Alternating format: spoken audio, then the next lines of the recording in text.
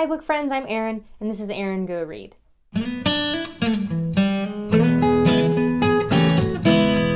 We are deep in the heart of Victober, and that means that nonfiction November is looming, and I'm already thinking about my TBR, and I thought of some books to recommend to you based on the 4 prompts given to us by Olive at A Book Olive. So the prompts are just words that will help you fit books that you're thinking about into these categories. So the categories are true, voice, sport, and design. So I have picked a handful of books. I think I have 2 books for each category, although honestly, a lot of these you could mix and match and make them whatever you want to be. But these are some books that I have read in the past and that I think are worthy of a recommendation. I'm going to start off with the category of design, and we're going to start with a financial planning book, actually. This is I Will Teach You to Be Rich by Ramit Sethi. Now, this book is intended for younger adults, like 20s, 30s. You are just starting out in life, getting your adulting on, which can be quite daunting, just getting your feet under you as far as who you are, what you're doing in life, and he teaches you how to utilize your money, your savings, pay yourself first in a way that is really practical and doable. And there were things that I literally, put a bookmark in and did right away while I was reading this book. Now, I already had a pretty good foundation at the point that I read this book maybe 2 years ago, but there were definitely some things that I put into place that have helped me to grow my credit, helped me to capitalize on like credit card rewards, cashback incentives, that kind of things without actually going into debt. So if you want to just get a better grasp on your finances and what your savings and retirement can be in the future, this is a really great place to start. It's written in a kind of casual tone and it's very digestible for financial information. I highly recommend I Will Teach You to Be Rich by Ramit Sethi.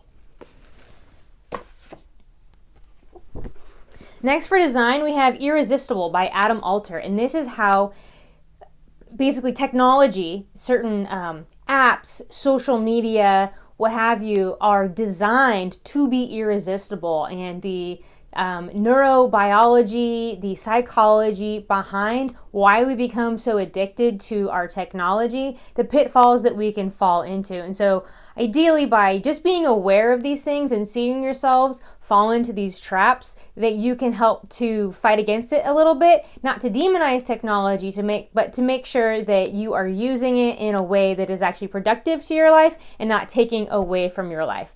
I really enjoyed Irresistible by Adam Alter. Next up is sports. So this first one is a book that I actually use as a reference in my undergrad for like my GE class that was writing intensive, and it had to do, I can't remember exactly what the class was, but it was like race, gender, ethnicity, something like that. And so I did I wrote an essay, I guess, on Jackie Robinson and Branch Rickey, who was the owner of the Dodgers, who decided to basically take on crossing the color barrier and choosing Jackie Robinson as the player to be that face of the black player in the future of baseball. And that book is Baseball's Greatest Experiment, Jackie Robinson and His Legacy by Jules Tygell. And from what I understand, this is the book that the movie 42 is based on.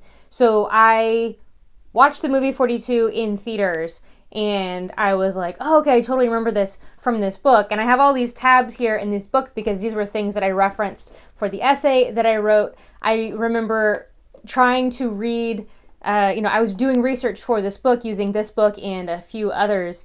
And I just kept finding myself just reading this book and forgetting that I was like researching specific things. And I just got sucked into this book, learning about Jackie, what he had to go through, and also looking at Branch Rickey and his kind of manner of thinking and how to progress the game of baseball by introducing the first black player.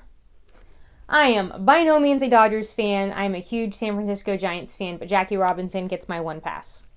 The next book is sports, but this is more psychology-based and performance-based. So I am a triathlete, a marathon runner, endurance athlete, what have you, depending on what year what I'm training for at the moment. I'm actually pre-recording this because probably around the time that this video goes up, I will be in Washington, D.C. for the Marine Corps Marathon. So about a year ago, I was coming off of an injury, or 2 years ago, I was coming off of a bit of a injury, and I hadn't been doing long runs for a while, and I was getting back into marathon training, and my head was just a little mixed up about it. And am I still a marathon runner? Can I still run that distance? And you can really get in your head. A lot of endurance sports really have to do with your mind. Yes, your body needs to be fit and prepared for the feat, but so much of it is between your ears. And I had heard this author on a really great wellness podcast that I listen to, Nourish, Balance, Thrive. And Simon Marshall is a PhD in psychology, and his wife is a professional triathlete. And I believe he does compete a bit as well. And they have a company called The Brave Athlete, and their book is called The Brave Athlete, Calm the F Down and Rise to the Occasion. And so this book gives you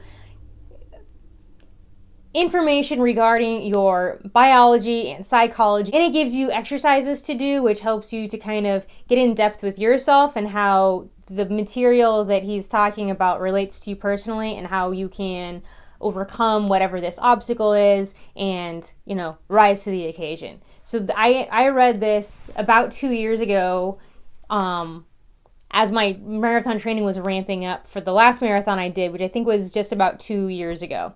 So highly recommend this if you used to be an athlete and now you're trying to get back into it, if you are an athlete overcoming an injury, anything where you think there's something that's kind of mentally blocking you from achieving whatever your physical goals are, this is a really great place to start. Next up, we have True, and this is a really, really great book, The Power of Habit by Charles Duhigg.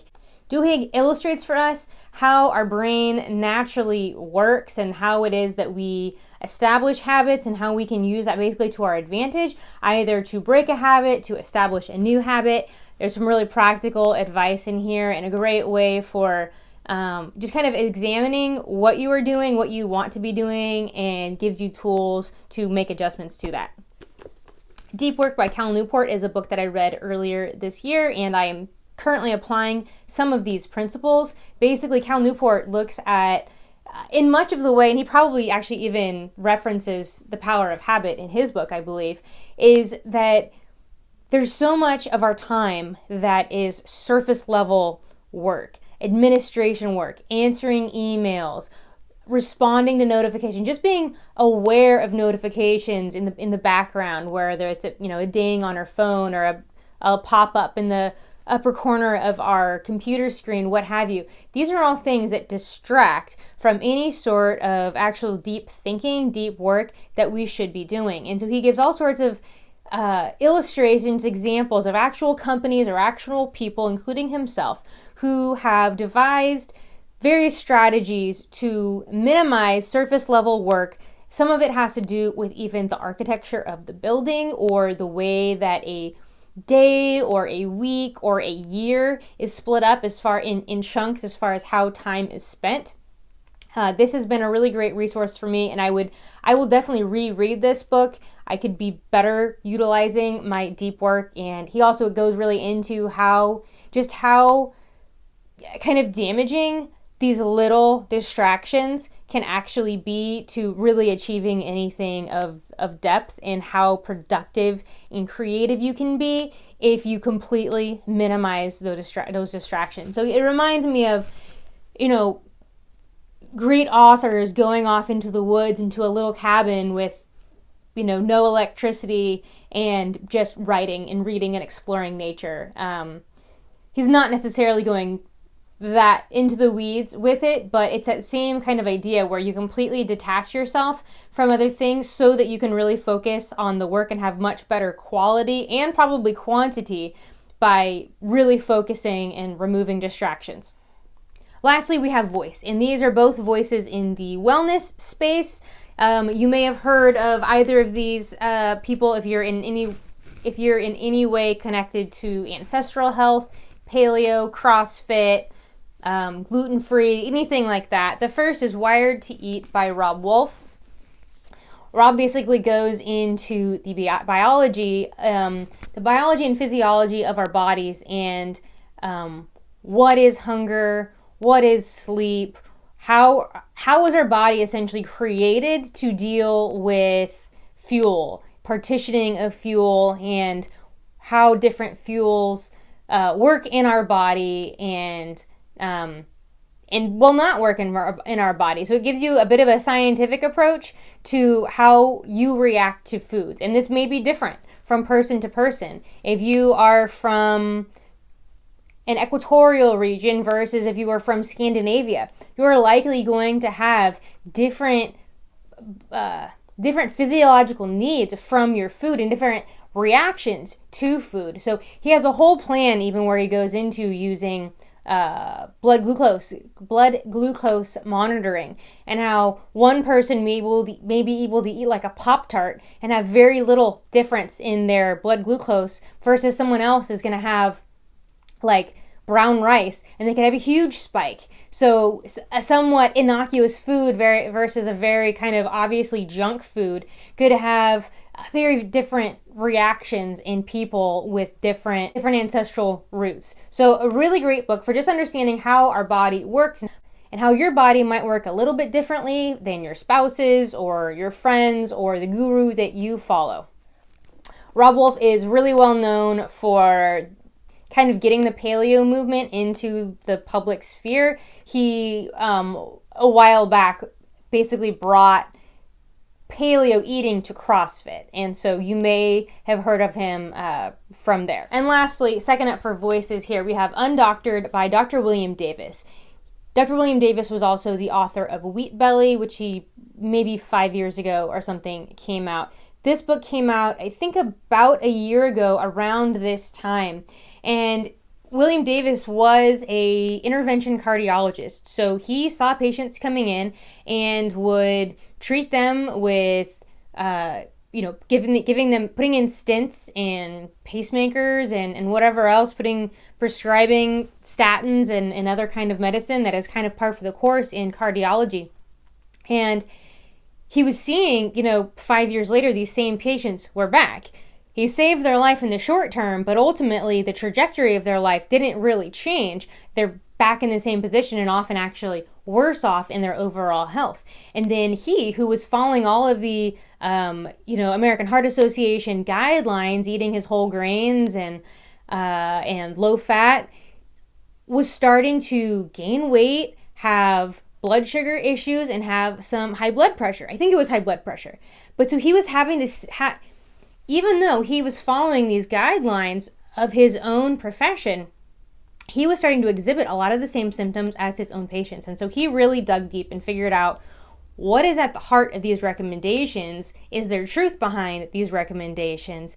And if this isn't working, what would work? And so he really goes down that rabbit hole and completely changes his health and really changes his practice. And he's no longer a practicing intervention radiologist, because really the intervention cardiologist, because really he's saying that the intervention needs to come way before that, and it really has to do with what you put in your body, not medicine wise. The food, Hippocrates, let thy food be thy medicine. And so he actually ends up going into some really specific details about how you can communicate with your own doctor about issues that you're having. A really great resource and really a good eye-opener for what doctors know and what doctors don't know, and how that could really be affecting your health. So here are 8 book recommendations I have for you for Nonfiction November. All of these books have impacted my life in some substantial way, actually. Thank you for watching. See you on the tubes.